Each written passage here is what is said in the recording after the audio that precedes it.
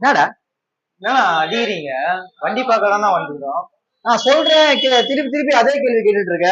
அது நீங்க வண்டி பாக்குற புதுசாகிற மாதிரி இதுண்ணா. 2017 அது. 17 மாடல். ஆமா, வண்டி எப்படி இருக்கு? நல்லா இருக்கும், புது வண்டி மாதிரி. புது வண்டி தான். ஏஆர் பைக்ஸ் எல்லா வண்டியும் புது வண்டி தான். சாரி அடிச்சிட்டா சாரிப்பா. பாத்தீங்கன்னா 2017 ராயல் என்ஃபீல்ட் மாடல் வந்திருக்கு. கிலோமீட்டர் பாத்தீங்கன்னா வெறும் 10,000 கிலோமீட்டர் தான் ஓடி இருக்கு.